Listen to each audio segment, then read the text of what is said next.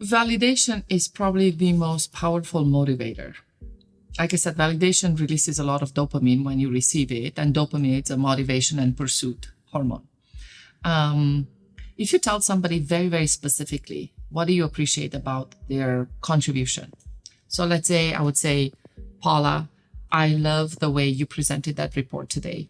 You were concise, you were precise, you included everyone's perspectives. When I finished listening to you, I remembered the essence. I loved it, Paula.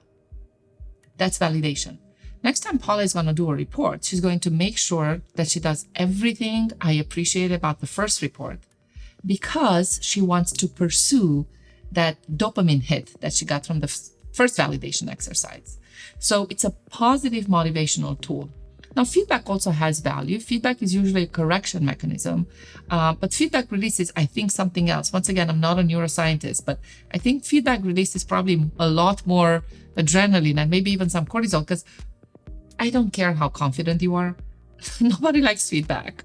Let me tell you what you can do better, right? We're all embracing for the hit.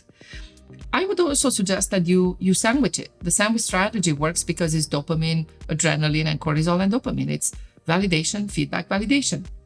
So it really, really helps to learn how to give healthy validation.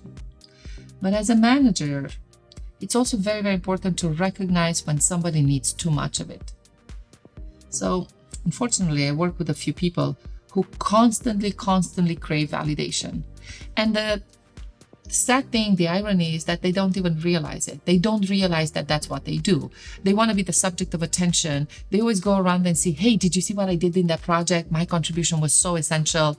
I'm the first one. I'm the this, I'm the that. They are so annoying to work with. And the thing is that they do work hard, but they are just extraordinarily hard to deal with because everything is about them. They suck the energy out of the room. You feel like, hold on, it was a team effort, but they have to make it about themselves. So why is that? So I call these people validation addicts. Unfortunately, has very little to do with what you can do to help.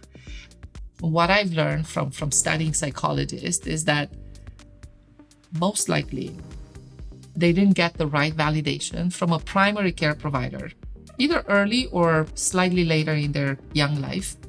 And what they do, they actually constantly try to get that validation from where they didn't get it in the first place.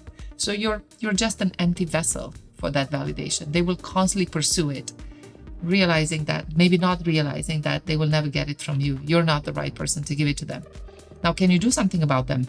It depends. If your boss is a validation addict, I don't know. I had a few. I think I was one too. It's very hard to tell your boss, stop, trying to get that high. If you have a colleague or a subordinate, you can actually coach them. I remember having this wonderful colleague who was unfortunately a massively validation addict.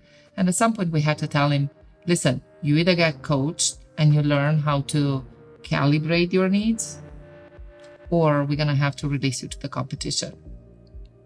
Calibrating your validation needs is a very complicated exercise, but becoming a better person is not easy. So we have to do it.